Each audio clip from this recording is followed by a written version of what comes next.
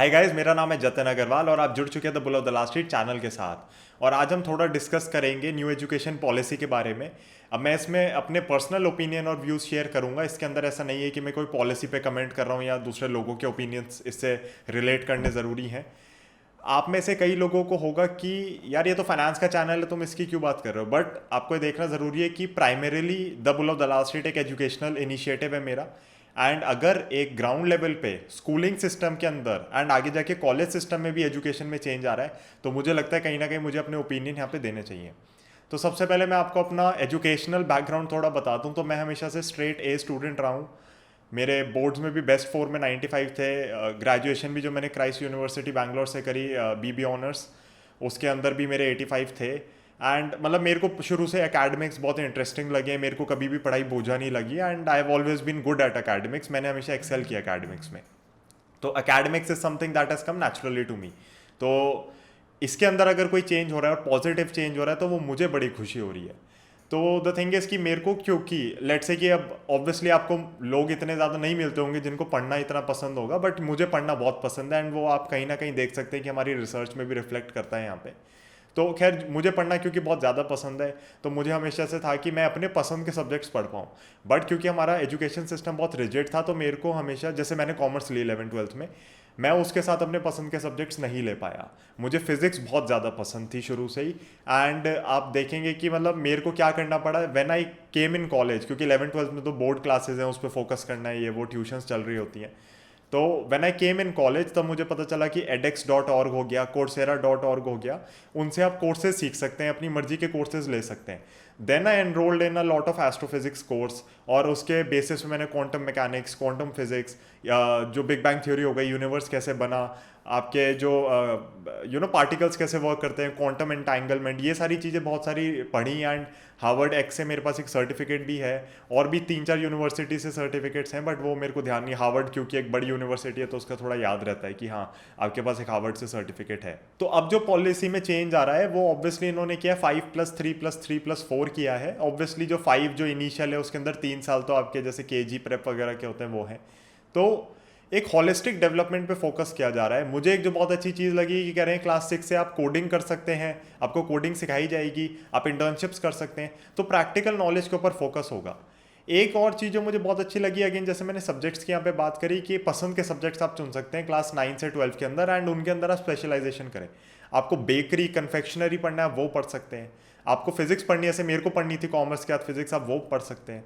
आपको जो सब्जेक्ट्स लेने हैं हो सकता है कि उनका एक पूल डिसाइड करें ये लोग, बट फिर भी आपको एक फ्लेक्सिबिलिटी मिलेगी।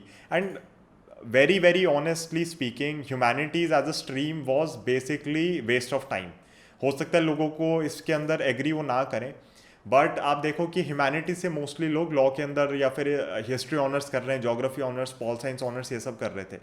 तो अगर उनको पढ़ना ही एक सब्जेक्ट है तो अगर आप उस पर ही फोकस करेंगे तो बहुत अच्छा हो जाता है बच्चों के लिए।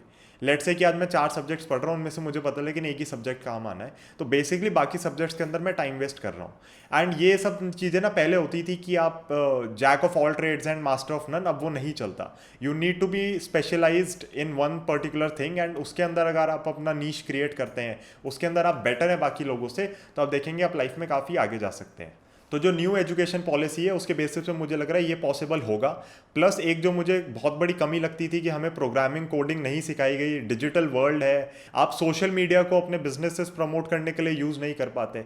मतलब बहुत लोग कैमरा ही नहीं डिसाइड कर पाते कौन सा खरीदना है, जबकि आजकल के कैमराज इतने अच्छे हो गए हैं, उनको प्रोसेसर नहीं पता क्या है। ये बहुत बेसिक चीज़ें हैं, हो सकता है आपका इंटरेस्ट ना हो तो, लेकिन अगर आपको कहीं ना कहीं इनके बारे में एक बार बताया जाएगा, टेक्नोलॉजी के बारे में आपको कहीं ना कहीं बताया जाएगा, आपको कोडिंग सिखाई जाएगी, अगर आपको इंटरेस्ट होगा तो फिर आप बहुत ढंग से इसके अंदर अपनी स्किल्स को ग्रास्प कर सकते हैं और उसको एडवांस लेवल पे ले जा सकते हैं। अभी होता है कि आपको प्रॉपर्ली कोडिंग सीखनी है, तो जैसे मैंने किया था, मैंने कॉलेज डेज में ज्वाइन करा था, NIT ज्वाइन किया था, अब कोई रिकमेंडेशन नहीं है यहाँ पे। एंड देन मैंने उधर कोचिंग वगैरह ली, I learn C++, C programming, and then I realise कि programming is not my cup of tea. And मेरा बहुत ही बेसिकली सिंपल फंडा रहता है लाइफ में, आप चीज़ें सारी ट्राई करें जो आपको पसंद आ रही हैं, एंड अल्टीमेटली जिसके अंदर भी आपका मन लगता है, आपको लगता है कि हाँ इसके अंदर मैं बाकियों से थोड़ा सा बेटर हूँ, I am just slightly above average, तो उसके अंदर आप अगर वर्कआउट करेंगे अपना वे, तो बहुत ढंग से इसको आप प्रमोट कर सकते हैं। एंड आप देखिए जैसे मेरे में पेशेंस बहुत ज़्यादा है, तो आई रियलाइज़ कि patience is my plus point. अब पेशेंस लाइफ में इन जनरल हर जगह पे चाहिए, बट इन्वेस्टिंग एक ऐसी चीज़ है जिसके अंदर अगर आप पेशेंस ले आते हैं तो आप 90-95% लोगों से बेटर परफॉर्म करने लगते हैं स्टॉक मार्केट में। तो पेशेंस आने के वजह से, कि वो पेशेंस जो मेरी एक स्किल है मैं कहूँगा, या जो मैंने डेवलप किया है स्किल सेट अपना ओवर द पीरियड, तो उसके वजह से मेरे को कहीं ना कहीं पे एक बेनिफिट होता है जब मैं इन्वेस्टिंग करता हूँ। तो अगेन गाइज, अगर आपको इतना ज़्यादा एक्सपोजर दिया जाएगा शुरू की एज में ही, आपको सिर्फ एजुकेशन पे नहीं, आपकी मेंटल हेल्थ पे फोकस किया जाएगा, कहीं ना कहीं स्पोर्ट्स पे फोकस किया जाएगा। क्योंकि होता क्या है, बहुत लोग ना इस चीज़ को नहीं समझते, तो you have to live life through your 80s मान के चलिए, क्योंकि लाइफ एक्सपेक्टेंसी बढ़ रही है, हो सकता है 60s 70s, बट 80s हम मान के चलते हैं एक बार अगर, क्योंकि लिविंग स्टैंडर्ड इंप्रूव हो रहे हैं, लाइफस्टाइल इंप्रूव हो रहा है, ये सब कुछ। लोग क्या करते हैं, अपनी हेल्थ पे बहुत ज़्यादा कॉम्प्रोमाइज़ कर लेते हैं स्टार्टिंग की एज में, and they are really into their corporate jobs, बहुत ज़्यादा पुश कर रहे होते हैं, एंड कई सारी डिजीजेज उन्हें हो जाती है 40 की एज तक ना। 40 की एज तक आपको डिजीजेज हो गई, मैं कह रहा हूँ हमने बहुत अच्छे से कमा भी लिया, you still have half of your life to live. And ऐसा नहीं है कि आज 60 साल या 70 ईयर्स 60-70 साल की उम्र में आपके हाथ पैर चलने बंद हो जाते हैं।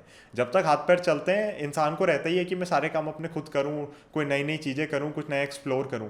आपने कितने लोगों की कहानी सुनी है जिन्होंने बाद में जाके एक बड़े बड़े बिजनेस एम्पायर्स खड़े करें। तो हेल्थ पे कहीं ना कहीं लोग बहुत ज़्यादा कॉम्प्रोमाइज़ करते हैं, इंडिया जैसी कंट्री में स्पेशली। न्यूट्रिशन की नॉलेज नहीं है, स्पोर्ट्स की नॉलेज नहीं है, आपका फिजिकल एक्टिविटीज़ को लेके कोई ज़्यादा ध्यान नहीं देता। बट अगर इन चीज़ों पे अब ध्यान दिया जाएगा तो एक होलिस्टिक डेवलपमेंट होगा। एंड यहाँ पे दिक्कत एक बहुत बड़ी ये भी है कि सबको एम्प्लॉय बनाना सिखाया जाता है, स्कूलिंग सिस्टम हो, कॉलेज सिस्टम हो, एम्प्लॉयर बनाने की कोई बात ही नहीं करता है। अगर आपको बिजनेस खड़ा करना है, आपको सारी स्ट्रगल खुद करनी पड़ती है, आपको सब कुछ खुद करना पड़ता है। अब आप देखिए कि मैं जैसे कॉलेज वॉलेज में पढ़ा, हमें कभी भी कोई ऐसा नहीं था कि सोशल मीडिया की क्लासेस हो रही हैं वहाँ पे, या सोशल मीडिया पे आप ब्रांडिंग कैसे कर सकते हैं अपनी, या फिर आप यूट्यूब चैनल कैसे चलाएं। इन सब चीज़ों में इन डिटेल कोई डिस्कशन नहीं होता, एंड बहुत फालतू का सिलेबस पढ़ाते हैं और लगातार पढ़ाते ही रहते हैं। एंड मेरे को लग रहा है कहीं ना कहीं इसकी इंप्लीमेंटेशन में सबसे ज़्यादा दिक्कत, अब मैं किसी को ब्लेम नहीं कर रहा यहाँ पे, बट सबसे ज़्यादा दिक्कत टीचर्स को आएगी, जो एग्जिस्टिंग सिस्टम के अंदर बहुत टाइम से चल रहे हैं, राइट। क्योंकि बच्चा नया आएगा तो उसको तो ऑब्वियसली नहीं पता ना, आप उसको जो पढ़ाएंगे वो सीखेगा। बट जो टीचर्स यहाँ पे 30-30 40-40 साल से, 20-20 साल से सेम चीज़ पढ़ा रही हैं, उनके लिए एक बहुत बड़ा शिफ्ट होगा। एंड मैं रियली होप करता हूँ कि वो टीचर्स इसको पॉजिटिवली लेंगे और इस शिफ्ट को एक्सेप्ट करेंगी। एक और जो बड़ा चेंज आया वो ये है कि बच्चे अपनी पसंद की लैंग्वेज, अपनी मदर टंग के अंदर भी स्टडीज़ कर सकते हैं। 5th क्लास तक तो आप मदर टंग के अंदर सारे सब्जेक्ट्स पढ़ सकते हैं। तो होता क्या है कि इंग्लिश के टॉपिक पे मैं बाद में आऊँगा, बट हम पहले अपनी मदर टंग के अंदर पढ़ने के बेनिफिट मुझे क्या लगता है मैं बता देता हूँ। तो अगेन देखिए, यहाँ पे इंडिया में आप देखोगे सब लोग 2 लैंग्वेजेस तो बोलते ही हैं मिनिमम, सब अपनी मदर टंग बोलते हैं, और इंग्लिश टूटी फूटी बोलने, कैसे फ्लुएंटली बोलने, कैसे भी बोलने, बट पढ़ लेते हैं, समझ आ जाती है, कुछ ना कुछ चल जाता है। सो सब लोग 2 लैंग्वेजेस में काम कर रहे हैं। बट मेजॉरिटी पीपल अगर आप देखेंगे, अगर वो अपनी मदर टंग में सीखेंगे, एंड अगर आपकी मदर टंग ही प्रमोट हो रही है उस स्टेट में, जैसे आप जाते हैं तो मदर टंग ही चल रही होती है। अब अगर आप दिल्ली में हैं, आप इंग्लिश में सबसे बात कर रहे हैं, तो ठीक है, हाँ लोगों को समझ आ जाएगी, बट आप बेटर कनेक्ट हिंदी में ही कर पाते हैं। अब मैं अगर पंजाब साइड जाता हूँ तो वहाँ पे लोग पंजाबी ही ज़्यादा बोल रहे होते हैं, मुझे पंजाबी समझ आ जाती है, मैं रिप्लाई उनको लेकिन हिंदी में ही करता हूँ, तो हमारा कम्युनिकेशन हो जाता है। अगर मैंने खुद देखा है पर्सनली, अगर बिजनेस करना है तो आपको उधर की लैंग्वेज आनी बहुत ज़रूरी है। और ऑनेस्टली स्पीकिंग, सिर्फ इंडियंस के अंदर मैंने देखा है थोड़ा इन्फीरियोरिटी कॉम्प्लेक्स, और ये भी मैंने देखा है नई जनरेशन में ज़्यादा आ रहा है थोड़ा, कि उनको अपनी, मैंने देखा है बहुत पेरेंट्स अपने बच्चों से हिंदी में बात नहीं करते, या जैसे कि किसी और स्टेट में रह रहे होंगे तो अपनी लोकल लैंग्वेज में बात नहीं करते। अब क्योंकि मैं दिल्ली में हूँ तो मैं हिंदी का एग्जांपल बड़े अच्छे से दे सकता हूँ, क्योंकि आई कंटिन्यूसली सी ये जो हो रहा है। पेरेंट्स प्रेफर करते हैं कि वो सिर्फ इंग्लिश में बोलें अपने बच्चों से, तो उसमें कोई भी बुराई नहीं है, बट आप अपनी मदर टंग को भूल जाते हैं। काफ़ी सारी चीज़ें होती हैं जो बाद में जाके आपको शायद रियलाइज़ हो कि आपने क्या क्या लूज़ किया है। क्योंकि जॉब्स के अंदर तो ठीक है आपका चल जाएगा, इंग्लिश के साथ काम चल रहा है। अगर आपको अगेन बिजनेस करना है, you need to connect with people in their language. अब मैं ये क्यों इतना फोकस कर रहा हूँ लिंग्विस्टिक पे, क्योंकि I know Hindi, I know English obviously, उसके बाद मेरे पास अपने आर्सेनल के अंदर फ्रेंच एंड रशियन है। तो मैंने देखा जब मैं लैंग्वेजेस सीख रहा था तो जो भी नेटिव स्पीकर्स मुझसे बात करते थे दे कुड अंडरस्टैंड मेरी टूटी फूटी French Russian and they never had a problem. But यहाँ पे आप टूटी फूटी इंग्लिश बोल लो, सामने वाले को ऐसा हो जाता है कि भैया इसको अंग्रेजी नहीं आती। एंड मैंने जब यूट्यूब चैनल स्टार्ट किया था तो मुझे पता है कि कितने मेरे अंकलों ने बोला था मुझे कि बेटा तुम इसको इंग्लिश में स्टार्ट करो। उनको मार्केट की ज़ीरो नॉलेज है, उनको मतलब मार्केट है, स्टॉक मार्केट नहीं कह रहा मैं, बट उनको इन जनरल जो मेरी मैं कहूँगा बिजनेस मार्केट हो गई यहाँ पे, उसकी ज़ीरो नॉलेज है उस बेसिस पे। इंग्लिश में मैं स्टार्ट कर तो लूँ बट मैं कनेक्ट तो इंडियंस के साथ करना चाह रहा हूँ ना। एंड आपको पता है स्टॉक मार्केट में 3 लैंग्वेजेस सबसे ज़्यादा चलती हैं, राइट? क्योंकि मैं कहूँगा 3 स्टेट से बहुत ज़्यादा इन्वेस्टमेंट आती है। तो एक अपनी हिंदी बेल्ट की स्टेट हो गई, जो मतलब उसके अंदर कोई स्टेट नहीं है बट हिंदी स्पीकिंग पॉपुलेशन काफ़ी है जो स्टॉक मार्केट में इन्वेस्ट करती है। महाराष्ट्र हो गया आपका, मराठी स्पीकिंग पॉपुलेशन हो गई क्योंकि वहाँ आपकी फाइनेंशियल कैपिटल है इंडिया की वो। एंड थर्ड मैं कहूँगा गुजरात हो गई क्योंकि काफ़ी गुजराती इन्वेस्ट करते हैं। एंड आप देख सकते हैं काफ़ी सारे जो ऐप्स हैं वो भी गुजराती लैंग्वेज में। एंड हम बिजनेस स्टडी करने जाते हैं तो केमिकल इंडस्ट्रीज वगैरह काफ़ी चीज़ें गुजरात में है। अब अगर मेरे को गुजराती या मराठी आती तो मैं डेफिनेटली उसको भी टारगेट कर रहा होता यहाँ पे एंड उसमें भी कंटेंट दे रहा होता। बट क्योंकि मुझे सिर्फ हिंदी आती है तो फिर मैं हिंदी के अंदर यहाँ पे आपके साथ कॉन्वर्जेशन करता हूँ, वार्तालाप करता हूँ। एंड हिंदी और इंग्लिश ऑब्वियसली क्योंकि हम लोग अब बचपन से साथ में पढ़ते आ रहे हैं उन लैंग्वेजेस को, तो वो मिक्स होने लगती है। एंड उसके अंदर ना मैं प्योर इंग्लिश बोलता हूँ ना मैं प्योर हिंदी बोलता हूँ। जो अभी प्योर इंग्लिश प्योर हिंदी भी बोला तो अगेन वो इंग्लिश हिंदी मिक्स है उसके अंदर। शुद्ध अंग्रेजी नहीं बोल सकता मैं, ना शुद्ध हिंदी बोल सकता, वो नेचुरली होता ही नहीं है। तो नेचुरली कॉन्वर्जेशन आप करने लगते हो अपनी सारी लैंग्वेजेस में। When I use to learn French Russian बड़ा फ्लुएंटली मैं बोल रहा था जब कॉलेज डेज के बाद की बात है, जब मैंने फ्रेंच एंड रशियन पिकअप करी थी बड़े ढंग से। तो I use to mix up some words of Russian, इधर उधर हिंदी में बोलते बोलते निकल जाते थे। And that is very very natural for a brain, क्योंकि ब्रेन आपका सब चीज़ों को बड़ा ढंग से एक ऑर्गेनाइज वे में लेके चलता है। एंड अगर आप किसी चीज़ में कंफर्टेबल आप देखोगे उसको आप इंप्लीमेंट करने लगते हो रियल लाइफ में नेचुरली, तो वो नेचुरली मेरे वर्ड्स मिक्सअप होने लगते थे।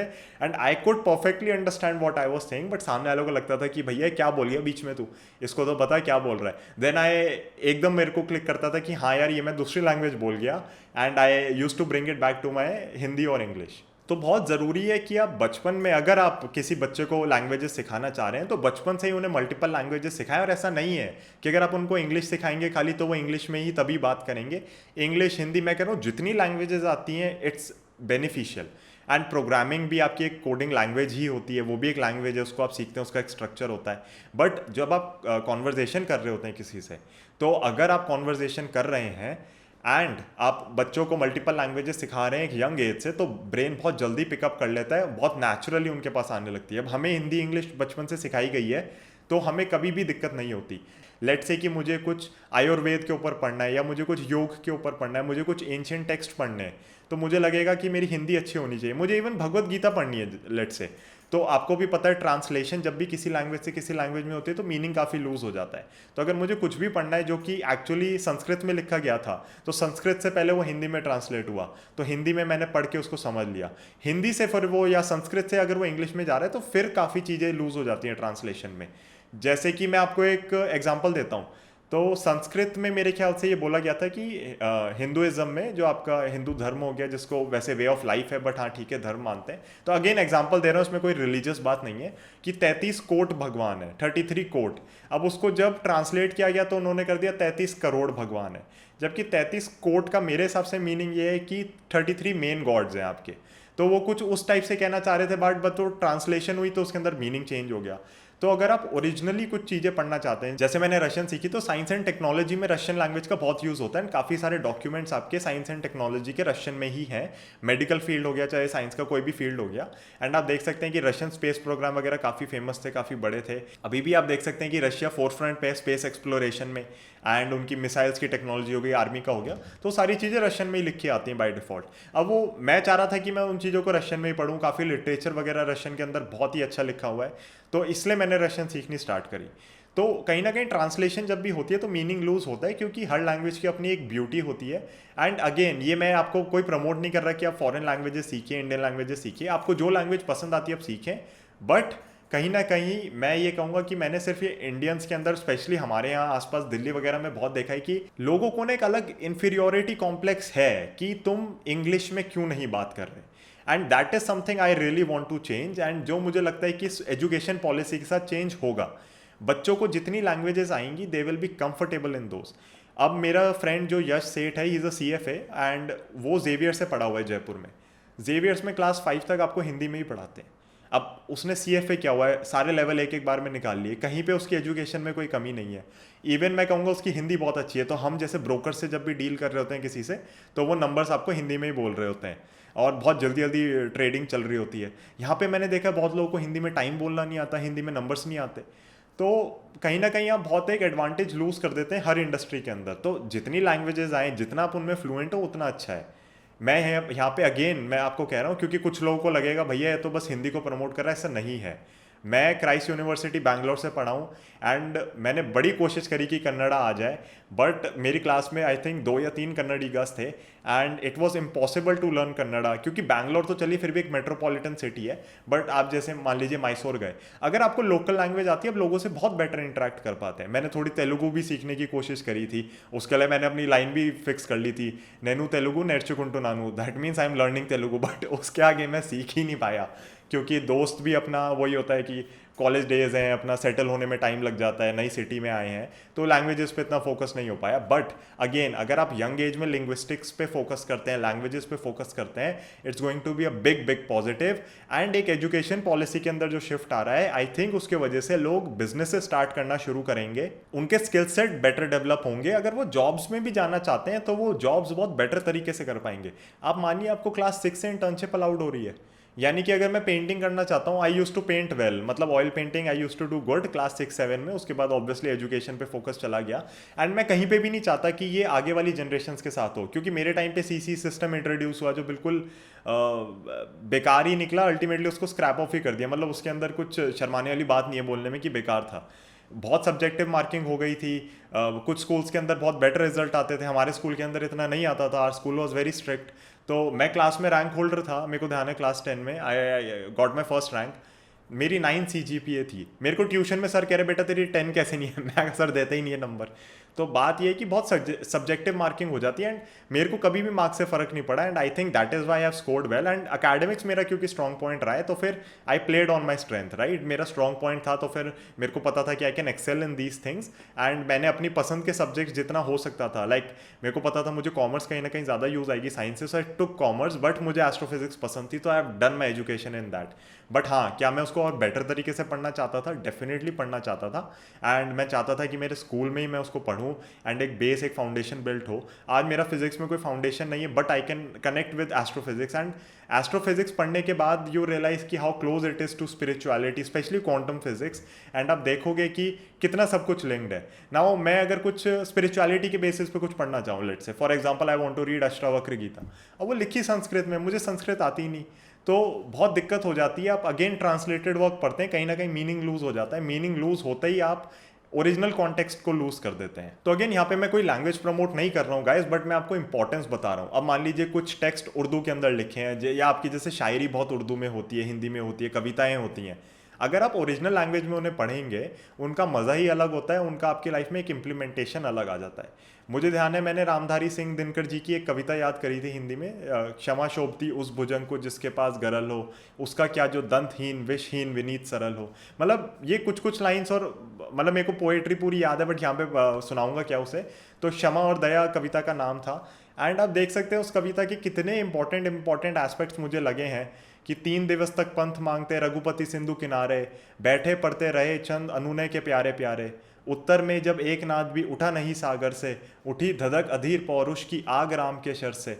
तो मतलब ये सारी जैसे लाइनें मुझे याद हैं, मुझे समझ आता है इसका मीनिंग क्या है, इसको मैं लाइफ में इंप्लीमेंट कर पाता हूँ, कहीं ना कहीं कामनेस आती है। और you live for these things, right. मतलब ठीक है पैसा कमा लिया, सब कुछ हो गया, बट कहीं ना कहीं एक एंटरटेनमेंट अलग अलग टाइप का होता है। अब किसी को मूवीज़ देख के पसंद आता है, मूवी से आप बहुत चीज़ें सीखते हैं।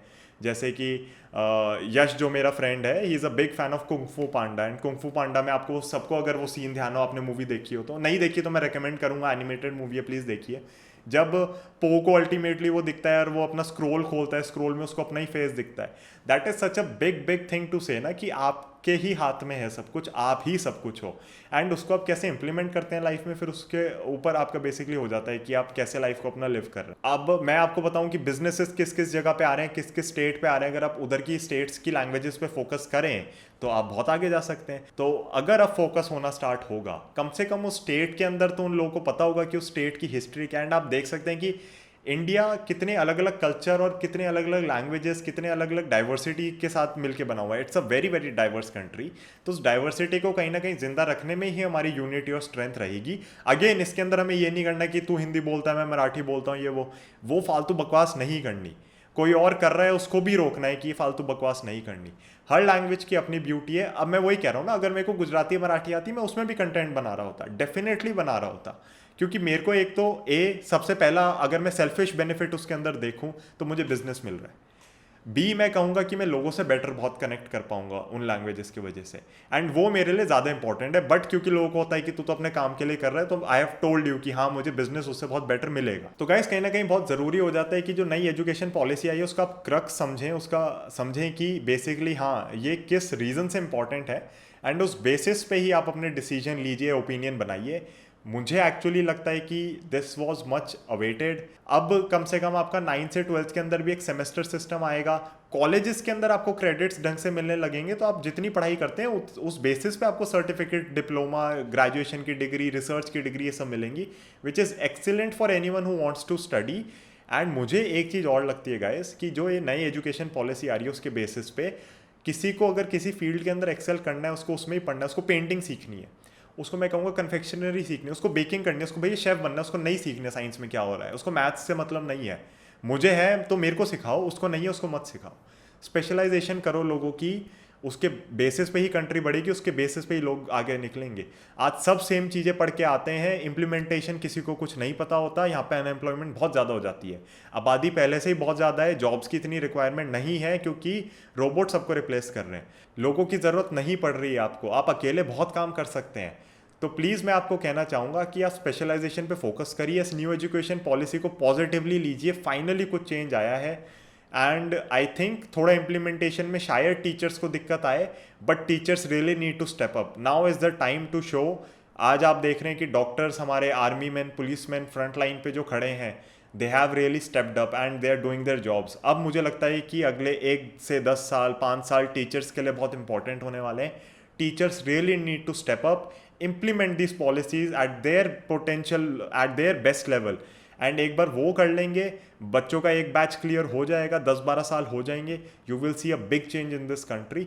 Again implementation is the key over here. And please I repeat, इसके अंदर कुछ हेटरेट ढूंढने की कोशिश मत करना, लैंग्वेजेस के बेसिस पे झगड़ा करने की कोशिश मत करना।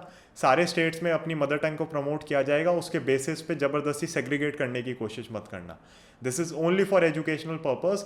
एंड आई रियली होप लोगों का एक इंटेलेक्ट लेवल बढ़े, they become better equipped to connect with other human beings as well. क्योंकि आपको जब एक लैंग्वेज आती है तो आप बेटर कनेक्ट कर पाते हैं। एंड कहीं ना कहीं ये सब होगा तो मुझे लगता है as a country we will grow way ahead. And please एक जो मेरी रिक्वेस्ट है काफ़ी लोगों से, इन्फीरियोरिटी कॉम्प्लेक्स छोड़ दें। अगर आपको है कि सामने वाला इंग्लिश नहीं बोल रहा है, मुझे नहीं आती, इंग्लिश आनी ज़रूरी है definitely. English has given us a big edge, but English आनी ही सब कुछ नहीं है। तो प्लीज़ फोकस करिए थोड़ा, एजुकेशन पॉलिसी देखिए कि किस हिसाब से आई है। आप इसको ऑनलाइन जाके चेक कर सकते हैं। मुझे पर्सनली पसंद आई है। मैं पर्सनली कहूँ तो I would have love to study under this education policy, जहाँ पे मैं अपनी पसंद के सब्जेक्ट्स चुन पाता। बट ऑब्वियसली अभी हम क्योंकि 3 डायमेंशनल बीइंग्स हैं, तो we can not manipulate time. Again quantum physics की कोई बात है, अगर आप हायर डायमेंशंस में हैं तो आप टाइम को मैनिपुलेट कर सकते हैं, एंड टाइम आपके लिए बाकी डायमेंशन जैसा हो जाता है। तो again we will skip this thing. Ultimately मैं यही कहना चाहूँगा कि पढ़ाई को पढ़ाई की तरह लीजिए, उसको अपना स्किल सेट इंप्रूव करने के लिए बनाइए। उस पर फोकस आपका यही होना चाहिए कि लाइफ एक कंटिन्यूस प्रोसेस है, एंड उसमें आपको लर्निंग्स करनी है, अपनी इंप्रूवमेंट करनी है, तो उस पर ही फोकस करें। गाइस थोड़ी वीडियो लंबी हो गई है मुझे पता है, but I really wanted to speak on this matter. And I hope कि आप मेरे कुछ ना कुछ पॉइंट से एग्री करते होंगे, कुछ ना कुछ पॉइंट समझ आते होंगे। And please share this video. मैं आपको कभी भी नहीं कहता कि लाइक करिए, शेयर करिए, बट आप प्लीज़ इसको थोड़ा शेयर करिए वीडियो को। एंड अगर आप शेयर करेंगे हो सकता है काफ़ी लोग जिनका एक मेंटल ब्लॉक है लैंग्वेजेस को लेकर स्पेशली, क्योंकि लिंग्विस्टिक्स में सबसे बड़ा चेंज आया इस पॉलिसी में, वो मे बी कहीं ना कहीं ओपन हो जाए and they start appreciating their languages as well. Guys, thank you so much for watching this one. I'll see you in the next one. Bye.